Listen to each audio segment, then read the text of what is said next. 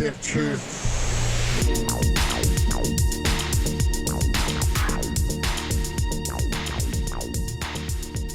I want to taste the lime. What'd you use for your lemon lime soda? Sprite or what? Sprite Zero. I just have regular Sprite, so I use that, but might have a little bit of taste difference. That's because you're better than me. And on that note, welcome to the Stiff Truth. I am Bob West. We are excited for today's show. I'm here with Scott Casanova. I was probably supposed to let Scott start today, but I just got on in there. I'm just getting in there. I appreciate and I love the enthusiasm and just the initiative that you always put forth for the show, Bob. So you're all good. And right out of the gate here, let's talk about our drink. I really think this is I'll say this, it's an interesting, nice flavor taste profile that we normally don't see here on the Stiff Truth, or quite frankly, that we don't see in a lot of regular cocktails that you order at a bar. I'm going to say that right now. And I got to say, twisting the lime added to the experience, didn't take away. Let me try. Let me try. Hold on, because I just plopped my lime in there, so to speak. Oh, wow. That really does. Right? It takes it up a notch too. It kind of cuts a little bit of that Sambuca aftertaste that I was just talking about prior to when we jumped on. Yeah, I think so too. Well, I think you've got to have the lime. So it's not just a garnish for this drink. No. And I think this is one that this is one you bust out at parties and gatherings just to show the diversity of what you got back there and what you could do behind the bar, right? Because you make a couple of fruity drinks. You make a couple of, like, let's call it like margaritas, you make some Bloody Marys or whatever, and then you just bust this bad boy out and it's like, whoa, left field. And I like what you're doing there. You know what I mean? Yeah, no, this is definitely a nice drink to have in the repertoire of in the arsenal, right? This will impress someone, even though, we have that fancy bartender book back there that's a total cheat sheet. People can't see it if they're just listening to the podcast, but I like how you looked proud of yourself when you said repertoire too. You kind of said it, and then you're like, you like that? I did it. It came out right. I did it. You're all going through your notes of new vocabulary words. I want to make sure I drop on the show. You're repertoire is a good one. No, it's on my word of the day stack over here. So nice. We love that, dude. It's all February 6th repertoire. There we go. Phonetically, it's all TWAH. It's all repertoire. You got to use it. You got to use it 3 times today in different sentences and different contexts. I just knocked them all out right there too. Done, and done. Well, you know what else is cool about the drink? I like the name because this one, unlike our last couple of drinks, this when you say the name, you look at it, you're like, yeah. No, I get it. A glass tower, totally, bro. Especially in a highball.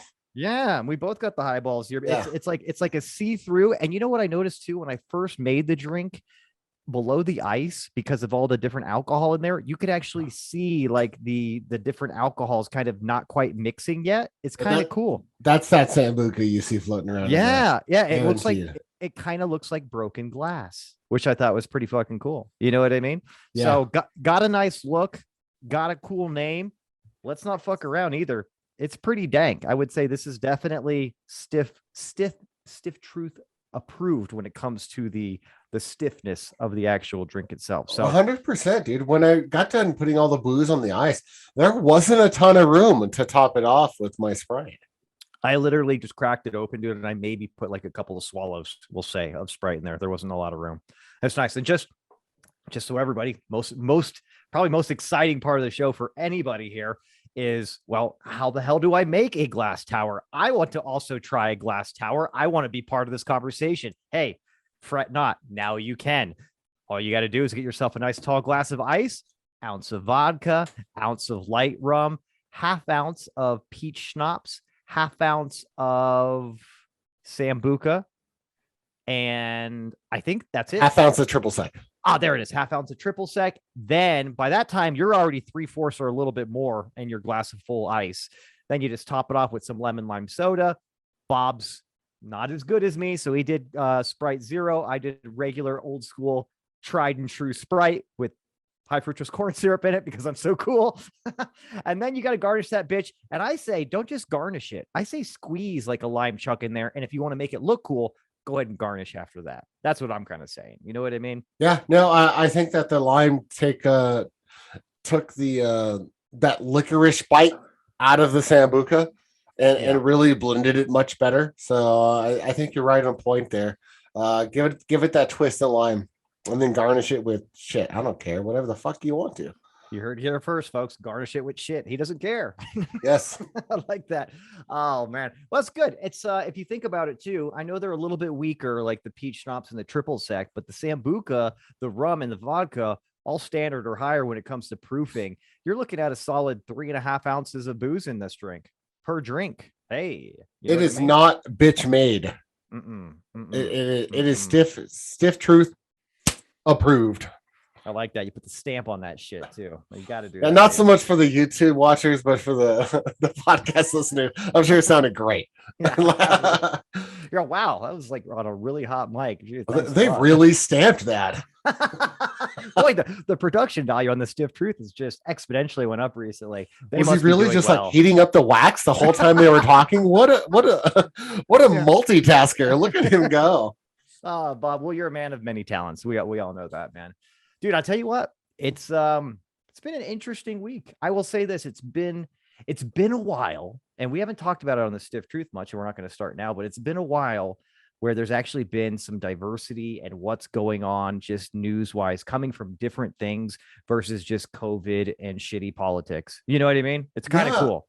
Outside of like the geopolitical shit going on in the world right now, you're right. It was a busy news week.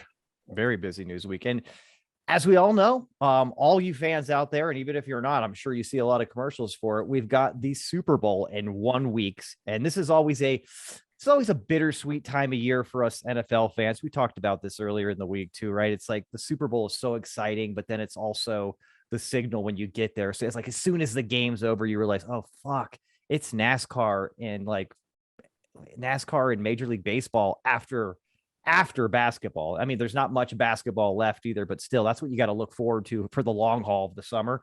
And it's kind of depressing, but this is also a very exciting time of, we'll call it musical chairs in the NFL. And that started, right? Very soon we'll have players immediately after the season's over and after the playoffs and the high there, you start getting all the coaching turnovers.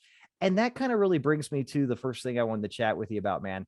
There's I don't know if you've seen it. There's already been 6 new hires for different coaching positions around the league. Not all just head coaches, but offensive, defensive coordinators, such like that. And then you got our boy Brian Flores really kicking up some headlines this last week, man. And if anybody doesn't know, Brian Flores is now the ex head coach of the Miami Dolphins. And I think we may have mentioned this on the show, but maybe we didn't. He got done dirty anyways, bro. What did he win like his last 8 games in a row of the season or something like that after kind of a little bit of a blunder of the beginning of the season? Barely missed the playoffs. He should still have his job. I mean, honestly, the only reason he probably didn't get in the playoffs is you had the Bills and the Patriots in the same division that just kind of just did better. You know what I mean? You put them in the NFC East, they win that shit. You know? Yeah, right. or at least they're right there. Yeah, no, I thought Brian Flores did a fine coaching job. He's got a really young team. He's offloaded a lot of expensive talent to clean up the roster with the GM, and I thought that they're headed in the right direction. So I was a little bit surprised by the Brian Flores firing just from a football standpoint in general. There's a lot worse coaches that have jobs right now. Yeah, no, 100%. Well, and it kind of is what it is. I think every owner in GM kind of goes through this little dance. You know, if your team is not in the playoffs, and mind you, not deep in the playoffs, you potentially are getting the axe, depending on how tenured you are and your relationship with the rest of the organization in the front office. So, I mean, it happens. It is what it is. He got canned. Do I think the actual firing is racially based? I really don't. But if anybody hasn't seen it, he's suing like, I want to say like 4 or 5 teams, including the Denver Broncos, the Miami Dolphins, the New York Giants. But again, this is again, I'm not calling bullshit on this at all. I mean, that there's definitely a glaring fact that there is only one African-American head coach, Mike Tomlin, right now out of 32 teams, right? It's odd. Kind It's of odd. strange considering, which I'm sure a lot of people have heard this week. The NFL, no surprise, is 70% black with its players. You flip that to the leadership, you've got 1 out of 32. Now, again, I'm no Andrew Lang, but that's under Let's call 5%. that 3.5%. Yeah, you know what I mean? That's a very small percent of representation of the African American community in the leadership of the NFL. Now, you may know this. They have some kind of law they passed, I want to say 5 to 10 years ago, not that long, but where they had to show an effort to at least interview people of color for coaching Yeah, positions. they have to interview a black coach, Yeah, specifically for any coaching vacancy. right. Um, which is it's fine, of course. Like interview your people, and I think that's the NFL trying to say, hey, we want to fix this disparity here of why there's not black coaches in the league. But that doesn't do anything for these old rich white owners and GMs. I mean, Well, I've got I honestly do, and this is kind of why I wanted to talk about it more. Is like I have some mixed feelings about how you tip the scales back to equal, quote unquote. You know what I mean? Because I think I understand the idea of, hey, there's no black head coaches. We definitely need to make a try to get more qualified black coaches in these positions because there's very honestly, there's a shitload of overqualified African American coaching candidates that could probably populate the entire head coach staff across every single team, and we'd probably be better for it in a lot of respects. But it gets a little bit dicey in my mind when you start focusing too much on the race of your candidate just for the sake of their race. Do you know what I mean? It's like, hey, in my mind, and I know probably everybody would say this, in a perfect world, just hire the person you think is the best for the job, regardless of race. Now, what that does sometimes, though, is it kind of leaves a little bit of a glaring gap with, well, did they really do that? Or did they really just hire that guy because he's white? Or did that guy not get an interview because he's black? Well, no, I mean, you can claim up and down all day that, no, I just did what I thought was best for the organization colorblindly. You know what I mean? But you've got no way of proving or disproving that. And if the product of your interview process doesn't show a 50-50 split of black and white, or maybe a 60 or 70-40 split black versus white, then apparently the NFL is not progressive enough and they don't give a shit and they're racist and all this kind of stuff. So I have a hard time understanding when is it enough, but obviously it's not enough right now because 1 out of 32 doesn't make sense either. Do you know what I mean? It's still a struggle for me. So I would say that the numbers are I would say that 70% of coaches wouldn't be black in the NFL if there were 70% of players. And sure. And I will tell you this: most coaches played the sport at some level, right? Just growing up, whether high school, college, NFL or whatever it is. But see, if you looked at like high school sports, college sports in the NFL, the racial numbers are probably much different, right? Because it's just a larger section of people. So I would say that maybe less successful players end up being coaches earlier in their career, which would then kind of take away from those numbers of the 70% going to the NFL, which would actually mean there'd probably be a little bit more white people in the pool than the 70%. So what I do think is that 3% is a little bit appalling. You would think that at least there would be anywhere between 5 to 10 coaches in the league that are black. If you're just trying to pull former players, usually from the college NFL level, that make the head coaching ranks. So there is something to be said about that. And you brought it up earlier about, well, I'm just they can just pick the best person for the job. Well, the problem with that, Scott, is that what's the qualifiers? They're so subjective, right? You got some old white dude, a billionaire owner that's just like, well, those two are equal, but this one's better. Why? Well, I'm not going to tell you because he's white, because I'll get caught. But that's what I'm thinking. You know what I mean? And that could be very well because they're from the racist 50s. I mean, let's just call it what it is. This is very true. Without stats in front of me, everybody knows that the typical NFL owner is probably somewhere between the age of 70 and 85 and a billionaire of some sorts. Not necessarily the class of people that are known for being the most racially progressive. Probably the opposite, right? You know what I mean? So that makes sense. However, again, to flip the other side of the coin is, what if you do wholeheartedly, genuinely just go out and try to find the best candidate and he ends up being white? You all of a sudden are always going to be questioned, like you were just doing. Always. You have to. So it's you lose either way if you end up with a white head coach right now. You know what I mean? But the other thing is this too. Here's my other, not really issue, but I think it's worth pointing out. Brian Flores accused, especially the owner and the GM. I don't know if it was the GM or the owner of the Miami Dolphins, of trying to offer him a $100,000 for every game he lost in 2019 so they could try to get a better draft pick. Sure. Now, honestly, that's like an integrity of the game issue. And I know there's been other fucking teams that have fucking dived games towards the end of the season so they get a better draft pick. I think that's a layer of strategic. Or they start pulling stars because they don't want to risk further injury because they have a calf issue. Or, you know what I mean? All of a sudden the injury list gets really long at the end of the season that coincides with, getting that number one pick. I definitely have seen that. Yeah. So there's always that. Here's my thing. And again, I only bring this up because of what he said this last week too, is he had these claims and he had this proof since 2019. He doesn't say a fucking word until he gets fired. That's my problem right there. And right now he's coming out and saying, you know what? This is probably going to blackball me from ever coaching in the NFL again. But if I can at least make a difference, I think it's all worth it. I think that's some empty bullshit right there, because in 2019, if he was that hurt about being offered $100,000 and he had the fucking high road morally and everything like that, just to not stoop to that kind of level. And I think he would have came out and said something about that beforehand, and people would say, well, then he would get fired. But look what he just said this last week. Like, I don't even care if I never get a job again. If I move the needle with this, I think I did a good thing. I'm the martyr here. I'm like, dude, okay, let's pump the brakes a little bit there. You're kind of being a little bit full of shit when it comes to that.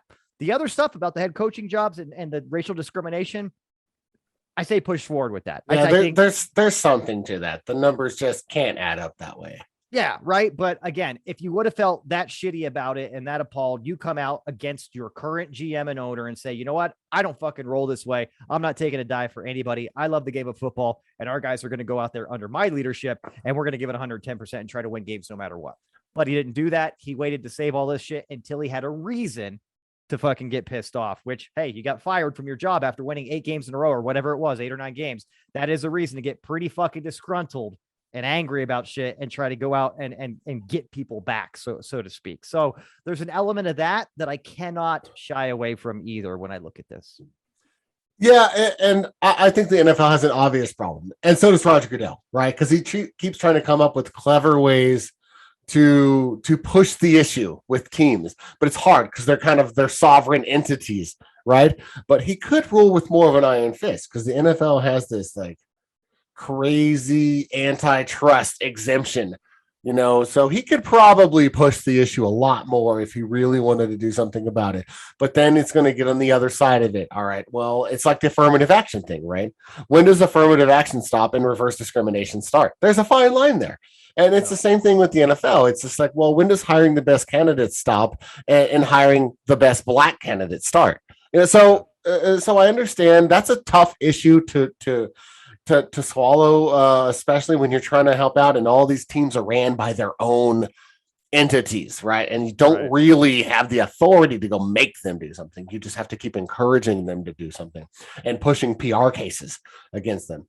Now, on the other side of this is Brian Flores mentioning that essentially fucking cheating is happening, and cheating to lose, right? It doesn't matter to me if you're purposefully influencing the outcome of the game negatively or positively. There is no difference. You're still cheating.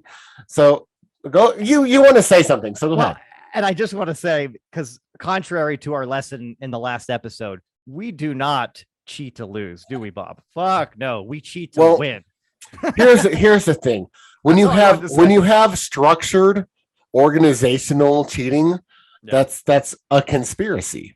Right now you're dipping into some interesting things legally, because look at what the NFL has going on with MGM and gambling and all of that now. And now you've got owners paying people to lose. Where's the balance of that? Like, who else knows about that? That's happening. Does Vegas know? Do the hotel owners know? Do the mafia based hotel industry know? Yeah. I would say yes. Right. On the other side of that, if that's the case, and there's an owner, a GM, or a combo of the two that's actually encouraging losing, and it comes to light, and there's evidence, and Brian Flores actually proves this case, right? I want those owners fucking banned from the game for life. That's way worse than what Pete Rose is doing. Pete Rose is just one guy, like betting, and he was betting for his team. It wasn't proven that he was betting against his team and throwing games. He's actually betting for his team to win. But if these people are getting involved, especially with all the ties now with gambling and all the billions of dollars of repercussions that are involved in all this, and they're actually influencing the outcomes of games and throwing games, okay, that's it. You're done with football. You have to sell your team. Goodell needs to force that sell, just like the NBA guy did with the Clippers when the Razor owner got outed. You know what I mean? He made him sell that team. That needs to happen. And if there's other people involved in the league, they need to like clamp down on this. If this is really happening to where you're throwing games, not just benching a player that's got an owie at the end of the season, you know, and force your scrub to try to win that game, that's different. But to pay your coach or to offer up money to purposefully call bad plays and lose games, that is way different. So I think that the book would have to be thrown at them. So I'm very curious if there's validity to that, or if there's just sour grapes because this guy got fired. Yeah, I'd be interesting. I mean, you have to have some kind of paper trail to really throw the book at these guys. And I'm sure these conversations are had in person, not on the phone, not an email, where there's no documentation. And I'm sure they didn't John Gruden this shit. You know what I mean? They were smart enough, if you can say that for somebody doing this, but definitely smart enough to keep this shit off the books. But yeah, that's a whole other bag of worms, isn't it? Because again, I'm interested to see where this goes. Now, one thing I noticed today when I was watching the Pro Bowl, which is just a waste of fucking time. Seriously, it's just a waste of time. But they flashed up on the screen, new coaching positions. They had pictures, 6 people, all the guys white. And you know, right there, even though I'm like, well, you know, these are guys that were shifted around for other teams. They were former offensive, defensive coordinators, you know, quarterback coaches, whatever. They're just, you know, getting promotions or whatever. But I knew right out of the gate, I'm like, there's definitely I'm sure some whispers or just some straight up accusations now from ownership from those teams for being racist or not being progressive or basically ignoring the elephant in the room right now with what's going on. I did also hear, though, which should be interesting, that I believe the Saints, the Texans are still in the interview process with Brian Flores. And they even made a joke on this. Max Kellerman made a joke on this on This Just In when I was watching that the other day. And he's like, well, that kind of makes sense. He's like, it's like the biggest shit show, like no quarterback, like whatever. It's like, yeah, come take this job. But like, maybe he's still got a chance to get a head coaching job. And hey, you know what? He's definitely going to have to come in and do what he did with the Dolphins again and prove his chops, which I think he's totally capable of. But it is interesting. I would definitely like to see some more leadership, black leadership in the NFL. I just don't see it coming anytime soon, bro. You know what I mean? And that's the problem, right? Yeah, I just don't see it coming. And I'm sure you saw the statements too. Like as soon as Brian Flores he said that the interview with the John Elway and who else, you know, whatever else, I can't remember the other guy's name, and Denver was a total sham. Like they were just going through the motions for that law they passed. And he said that like John Elway was over an hour late for their interview and like this didn't care and all this shit. Like right away, there's like a fucking written statement by the Broncos, like saying this is total bullshit. We blah, blah, blah, blah, blah, you know, all the same bullshit and narrative that comes out of every owner and all their PR person's mouth about this. So, I mean, it's hitting a brick wall, you know, but it is interesting. At least the conversation is out there, regardless of my pessimistic ideas on where this was a genesis from and why, and if that was wholehearted or whatever, or not just some disgruntled fucking employee that wanted to kick up some dirt because he knows he can.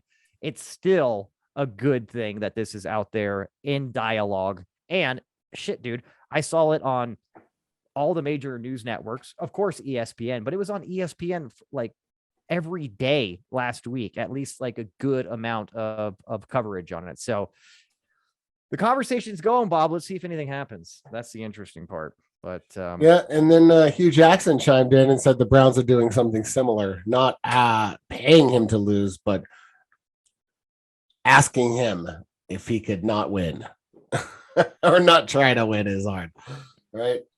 well, I'd like to see Leslie Frazier get a job as a head coach, and the Bills going to do something else for their defensive coordinator.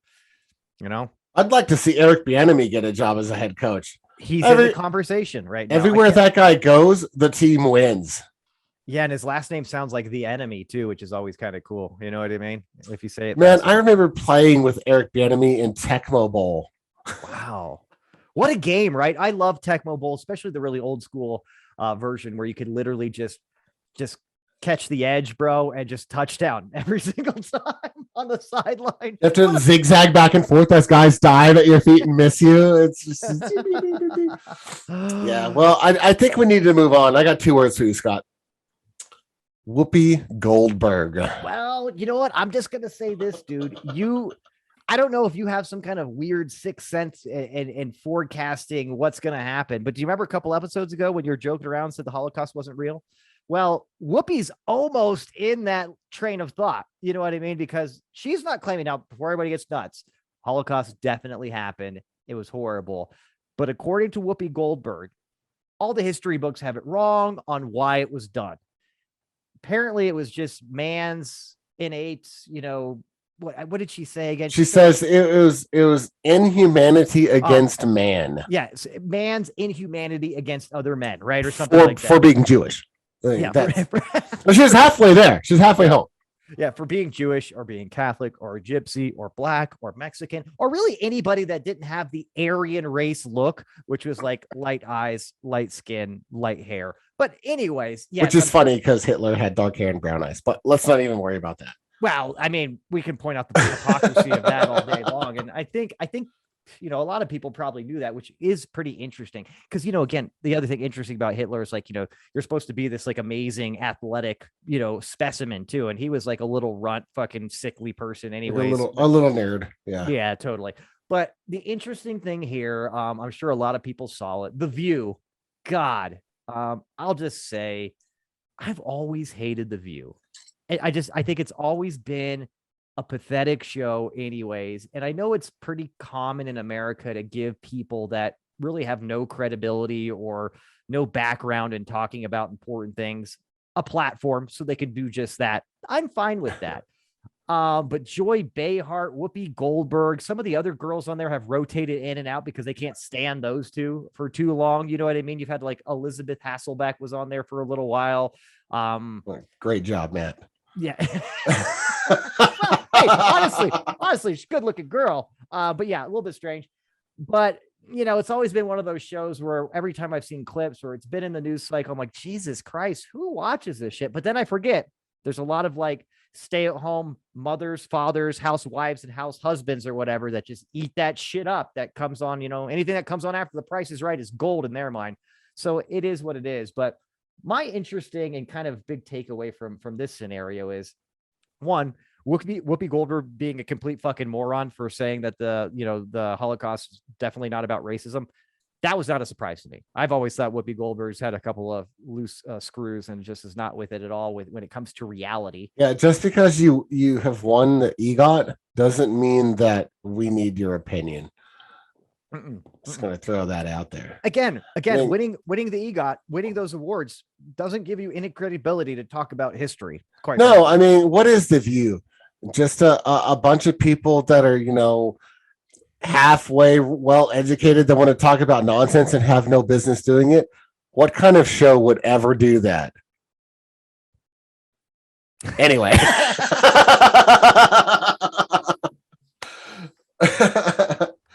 Hey, so I'm not an expert, Bob. I just play one on TV. You know what I mean? So I bet you Joy should have probably took offense to that personally, since she's Jewish. She's pretty well known Jew, right? I would even say some people say that she's mad Jewy, in all due respect, right? I mean, super Jewy. Shalom. Well, and if you watch the clip, actually, she is kind of like, Whoopi, like, what the fuck, dude? Like, what are you even saying? You know what I mean? And then Whoopi's like, no, Joy, your people, shut up. You don't even know what's going on here. First of all, I'm the oppressed one here. I'm black. You're like, wait a minute. The Jews have been the most oppressed in the history of the world. But yeah, she tried to shut her up. But I'm sorry. Go ahead. You were saying something. That's cute with your 500 or 600 years of oppression. That's cute. Yeah, I mean, oh, hey, Vay, we go back thousands of years. yeah. So it was just, it's one thing to say. I don't know what she believes, or if she just like, if there's more context and in the heat of the moment she got caught up and then realized what she said and it threw her off of like her whole point or something. I don't know. I didn't see it live. I just saw the transcript of what she said and then she got suspended. So good on ABC for suspending her and being quick. They should have just fired her and moved on. You just can't say that shit on live TV. This is a live show. If you don't have that kind of filter, go ahead. Like, we don't have to have as much of a filter. We're also not on like syndicated television. Right. If we're on syndicated television, we'd probably have a little bit more of a filter. But I'll tell you this, we don't need any kind of editing or any kind of filtering of our stuff. I mean, we're just that good. So CBS gives a call. That's all I'm saying. All I'm saying. I would love to be on 5 times a week. You know what I mean? Prime time. Yeah. Yeah. I would take that. I'll take that. Yeah. But anyways, you were saying. So, she did get suspended for 2 weeks, which she's going to come back and be the third wheel. So I would imagine it's only a matter of time now before she's just gone and replaced, right? Because how awkward is that return going to be? Hey, let's welcome back the Whoopi. Whoopi, she's going to join us again. We're not going to talk about, genocide or anything today, right? Right, Whoopi? What are we talking about today? Are you going to say something foolish? Are you now like Uncle Carl? We have to like monitor your drinking intake at Thanksgiving and like be quick to wheel you out of the room when you start ranting about racist shit. You never know. But yeah, I would have to say there's going to be an element of awkwardness, to say the least, even just between the co-hosts, all of them together. There'd have to be. But I think the interesting part here is the response from the media about this. I can't say I've seen everything. I did not see Fox News's response to it. You know what I mean? I'm sure theirs was like, well, she's dumb. I'm like, yeah, I don't know. I don't see how they would have too much skin in the game here where they have to go out of hand. But I did see a couple other news sources back her up and support Whoopi and say, and I was telling you this earlier, say, listen, the show is called The View, not The Facts. So it's just their point of view. It's not to be taken literally. Guys, you can't take what Whoopi Goldberg is saying on a show called The View as tried and true facts. That's just fucking silly, which to me was kind of ironic considering how a lot of the media has been totally shitting on Joe Rogan. Like, he is a legitimate news source, just spitting facts, when we all know he's just a comedian that is talking to people a lot of the time out of his ass. But that's okay. So I thought that was a little ironic. I thought that was a little interesting, but it is what it is. I don't know. The 2 weeks, is that really going to do anything? Is it telling anybody that like you can do these kind of things and that there's mad repercussions? No. I think the 2 weeks is like, let's get some separation so that their HR and legal team can see if they can just get rid of her. It's like, Whoopi, go sit in the corner while we figure this out, when the adults figure this out. If you remember, they did the same thing to Bill O'Reilly. Right, he's going to take a vacation, right, and then I'm sure at that point, the brass gets together and starts combing over her contract and looking into all the legal repercussions of just axing her. So I'm sure right now they're looking to get rid of her. That's kind of standard. I would hope so, because you know what, they could use a little mixing up on The View anyways. Her and Joy have been there for fucking 20 years now or something crazy. I'm just pulling that out of my ass, but The View has been on for a long time. I want to say at least since we were in high school, close to that at least. I would say, yeah, around 2000-ish is which kids was back when Jesus was running around in sandals. Yeah, there's that one time we ran into him at the store and he turned the water into wine for us, pulled out for us, so to speak. He did. Really nice guy. Hey, sis, dude, we need a pull out, bro. Hey, Zeus was actually his name too, and we were this high, so maybe that wasn't really the Lord and Savior of ours. But he's like, I got you, eh? Always speaking in perfect phonetics too, which I love about Jesus. I mean, Jesus, you know what I mean? So more about Rogan. Enough about Whoopi. Rogan's in some, I wouldn't even say hot water. He's just in a, Nah. he's gotten himself into a situation. And honestly, I feel for Joe because I don't think it's necessarily Joe Rogan's making. No. I don't think that Joe Rogan publicizes books, promotes, or does any of that for his show. I think he comes on slightly hungover and talks to different people a few times a week, right? I don't think he looks at the lineup. He might have some input on it, but I don't think he really cares. And I think that that's handled by, his business people. So I do think there's a lot of that's going on, and now he's having to go and do like PR and like speak up for himself. And I feel bad for him because he's in that spot. Well, yeah, and I mean, we had the conversation about this earlier in the week too, and it's one of those things where I think everybody to a certain extent has coped with the pandemic in different ways, right? Some people have ignored it. Some people have totally consumed by it and have got super paranoid, and now they're going to wear masks until they die. You've seen some of those people, right? Like the total germaphobes now that like apparently like diseases never even happened before COVID, and now it's like they're everywhere and they're never going to stop. You've got some people. I don't know what you're talking. Shouldn't talk about. Can you not? You're all Scott. Can you not talk so closely into your microphone? We're definitely not 6 feet away. But but then you got people that went really hardcore into tribal politics now and they have never turned back. I mean, there's a lot of different ways that people have coped with, let's face it, the most unprecedented time in modern history when it comes to just uneasiness of what the fuck is going on and what's going to happen. Are we going to make it through this? How's this going to change the world? And I think, unfortunately, because I'm an avid Joe Rogan listener. I probably listen to almost every one of his shows because I just listen to something in the back of my headset while I'm doing my work. And what I've noticed over the past couple of years is he has gotten it consumed and calling it what it is. There's a lot of things about the pandemic that are utter bullshit, that people have to be so tribal politics, that they have to fucking be so defensive about certain things and blind to certain things. And I think he used that as a way to obsess over certain aspects of it. And one of the aspects of it was he does believe in vaccines, but after, and I saw the video you sent me earlier too, after like things kind of settled and people like you and I too realized, hey, we thought we were going to take 2 shots and like the world was going to go back to normal. We were going to be jumping up and down again, skipping through rainbows. But now here we are. We finally realized fucking rainbows. There's no rainbows. In fact, we're still wearing masks. We're still doing all the same precautions. It's not stopping you from getting sick. You can, but all these things that we all had the conception and how traditional vaccines work is you take the vaccine, you never get that shit again. You're usually good for life, right? But this is a different technology. So I think there were certain things that he thought and then figured out, well, that's not really the case. I mean, yeah, it's still positive, but if it's not really the case, then people can kind of drop the whole fucking, you need to take the vaccine. If not, you're going to spread the virus and all this kind of stuff. But he kind of went off the deep end a little bit. And I've noticed it in the last like 6 months to a year that almost every one of his shows, regardless of who's on there with him, Quentin Tarantino was on there one time. And somehow he starts going off talking about the pandemic, like while they're talking about Quentin Tarantino movies. It's like he was totally obsessed and fixated on it. And henceforth, he had a lot of people on there that definitely put some question marks on the validity of certain things that the media was preaching.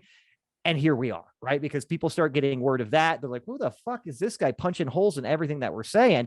And then they realize, holy shit, who the fuck is this guy that's got 10 times more viewership than we do on CNN? Who the fuck is this guy that's basically making us look like we're full of shit? And all of a sudden, he's being taken as a legitimate news source. And like you said, I definitely don't think that was the plan. You know what I mean? I don't think that was his plan at all, but that's kind of what happened. And it's unfortunate because there's been time and time again, and it kind of eased up now, obviously, because of we'll call it the correction, like a market correction. But I had to like turn off or fast forward through certain episodes when it would start going off, or if they had somebody on that was just talking about like, vaccine hole poking and shit. I'm like, I don't have time for this. I'm done with it, Joe. I'm sick of it. I want to move on with life now. Let's leave it alone.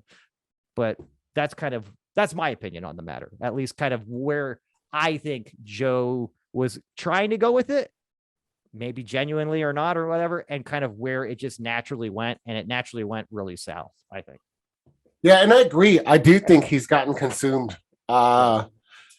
with just some of the tribalism in politics that got involved with the pandemic, masking policies, social distancing policies, vaccines, all of it. I think he makes too much emphasis. I know specifically on our show, we literally had the conversation. Hey, let's fucking move on from the fucking COVID talk. Let's just move Yep. on. Like, there's more life out there. People need a break from that shit. We don't need to be just another source of people pushing COVID views down their throat. Let's just move on. We're tired of talking about it. Let's talk about other shit that interests us. Interest us. And for the most part, since that conversation we've had, we really have moved on from the COVID talk from our show. We just don't. We don't try to promote it. We don't try to dig into it too far. It's just if it comes up in a casual conversation, we hit on it or whatever. But then we move on. And he's not been able to move on, and I'm wondering if some of that's because of the numbers, right? If he sees like the more he's gone down that path, even if he's not maybe gaining more, if he's keeping more or getting more weekly downloads, there's got to be an incentive. He can't just be random and he's kind of drifting off into his own madness about COVID a little bit, right? So I would say there's probably something that he's keying on as some sort of KPI, key performance indicator of his show that incentivizes him and makes him want to stay active in that area. But maybe not. Maybe he's just fixated on something.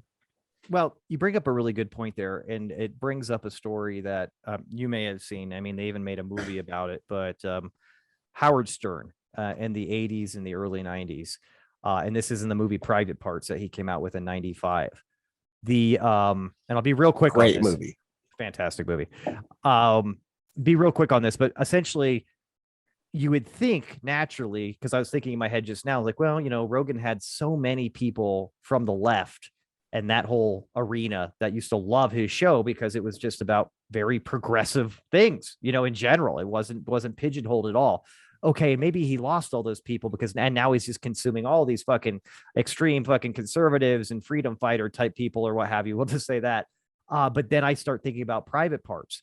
And when his ratings started going through the roof, as he was like the most scandalous, most racy DJ in the 1980s, the stats that they would bring up is the average Stern listener listens for, and I'm just spitting out random stuff because I don't remember the exact timing, but listens for like an hour and a half a day. The average Stern hater listens for 3.5 hours. Right. Most, and the most feedback or the feedback that they got from both people is, oh, I want to see what he says next. So, you know what I mean? Like, regardless if you liked him or you hated him, and the people that hated him were more consumed in following him than the people that liked him.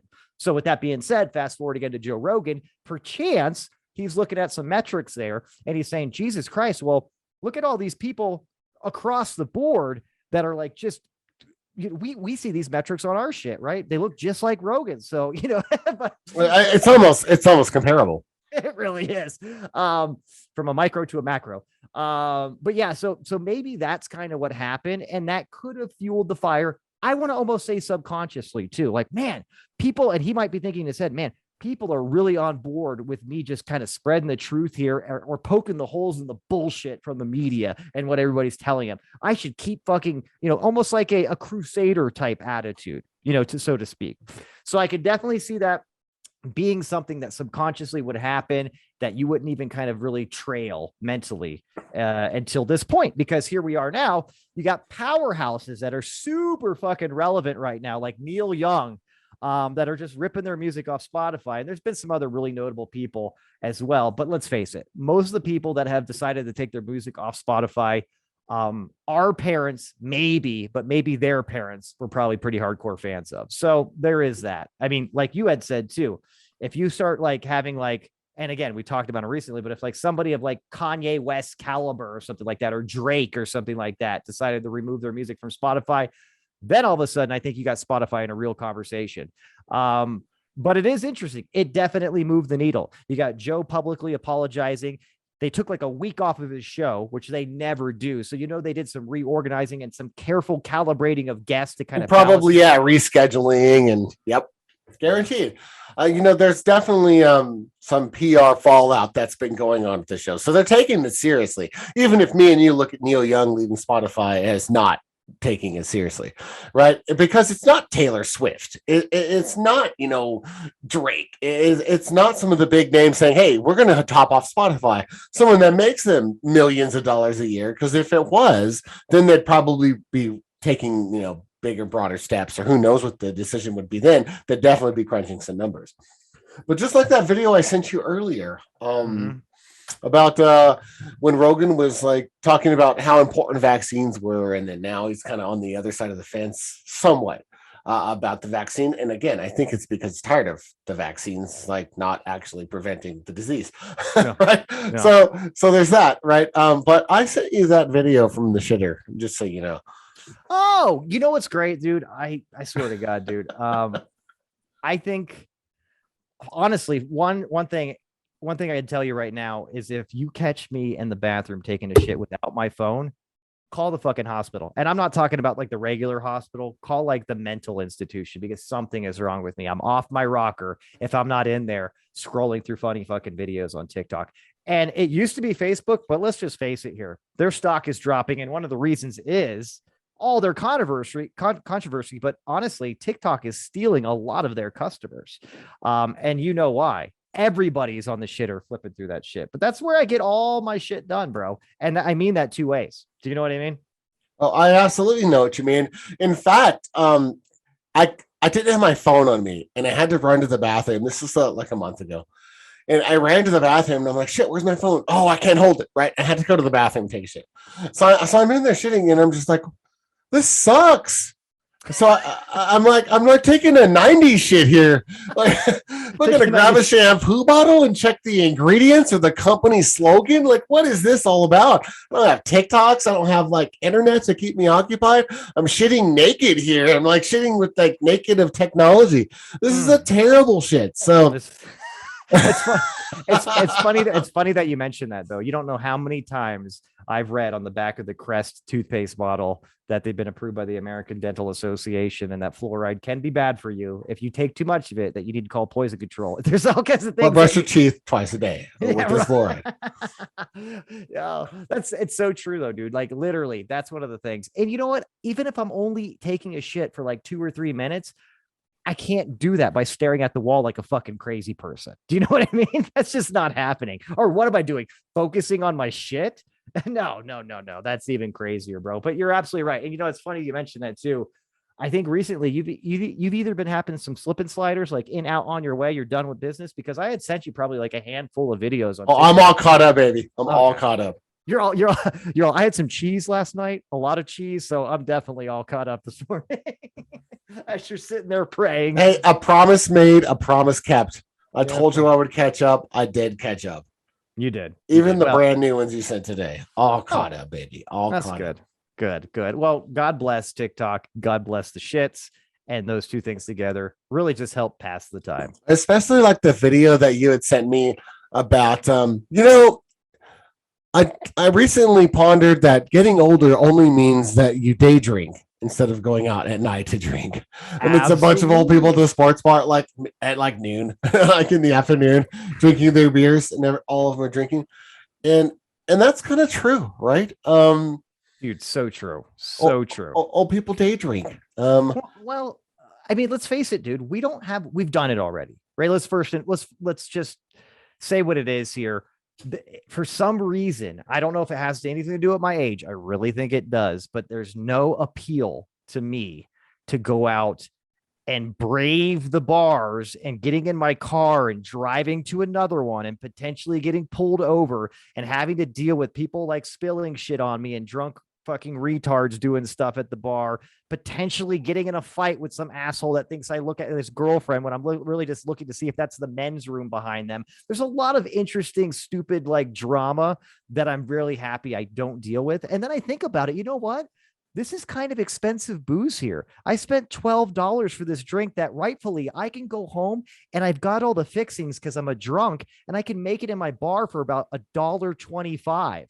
And that to me says, Scott, what are you doing? Why don't you save all the bullshit, stay safe, stay home, and drink a few hours earlier? And that way you're buzzed and you're falling asleep by like 9 o'clock, and everybody's happy. So there's that. You know what I mean? Well, I do know what you mean. Plus, there's just something about like a Saturday morning at 10 o'clock, Mm. having brunch, Oh God. hitting up the bottomless mimosas. Mm. Like, that's going to be the best morning ever right there. Right. And you know what those mimosas are going to lead to? A good, solid, full day of drinking, because that's Mm. just how that's going to go. You be prepared. The Uber bill is about to skyrocket. It's going to go down today. Just that day drinking when all the schmucks are just running around and scurrying about and Oh, doing just the doing the rat race, baby. Just doing the rat yeah, race. Yeah, you yeah, ain't got time for that. For some reason, you're like up in the balcony, like laughing at them with your champagne flute. All silly two, fools two. down there. Yes, because they're bottomless They're mimosas, bottomless. mind you. You're looking down at the little people eating your waffles and your BLT, and just with your mimosa in hand, and just like wondering, look at these menial tasks that these people are scurrying about to try to accomplish on a Saturday. Let Oh that man. shit wait. Enjoy your life. Live in the day, and have some day drinking going on. Oh, A little disclaimer: if you see behind me, I have a little disclaimer from the Stiff Truth. It says TST, which is the this is stiff true. truth for There you the go. layperson. Officially endorses the craft known as day drinking to include all that may pertain wherein the aforementioned actions to be considered within and near said activity. So we're a day drinking bunch around here. We encourage it. Handle your business during the week. If you have a day off, get your day drink on occasionally. Occasionally. Obviously, it's not a daily activity. It can be, but you don't want to do that long term daily. But yeah, if you got a few days off, vacation is the best time for day drinking. And the vacation is when you can justify AM drinking, not just day drinking, like literal, like 7 a.m. drinking is totally fine. You're a normal person. You know what? You know what I think is always interesting? Just to back that up, what I'm saying at the airport is the only time you can be sitting at the airport bar at 7:30 in the morning and you can have a fucking whiskey neat and nobody bats an eye. You know what I mean? It's like, oh, well, he's obviously on vacation, or maybe a business trip. You know what I mean? Whatever. We're just having that's totally fine, dude. You do you. If you do that at the Cracker Barrel, you know what I mean? On like a Tuesday in your hometown, somebody's going to be taking you to like an inpatient rehab center shortly thereafter. Let me lay this out for you too. Speaking about day drinking, there is nothing better than going to an early afternoon baseball game, right? And sitting there, you just got your seats, man. You know, it's let's just say it's the first, second inning or something like that. Doing somebody's like, hey, man, I'm gonna go take a piss, get a hot dog. You want a beer? You're like, oh yeah, definitely bring me a beer, dude. Guy comes back, gives you that nice tall plastic glass of what the hell ever. It's probably Bud Light or Coors Light or something like that. And then you hear the crack of the bat. It's just a foul ball, but you're sipping your beer. You got your hot dog sitting there with all the fixings on it. Probably one of the best feelings. If I could just snapshot that in time and the feeling there, that's day drinking encapsulated right there, if you ask me. Makes me want to go up to Coors Field, catch a game this Mm-hmm, spring. Opening day, buddy. You'll have to come out. I want to say that's going to be coming up here in a few months. So pretty excited I about think that. it's April. Yeah. Yeah. Well, yeah, man. On the flip side, like you were saying, though, if you're waking up every morning and having like a couple of beers for breakfast, you're doing it wrong. So, PSA from the Stiff Truth, do not have booze for breakfast every morning. Like Bob was saying, too much of a good thing is not a good thing. Am I right, Bob? Or are you right? Where are we Everything's with this? better in moderation. Yeah.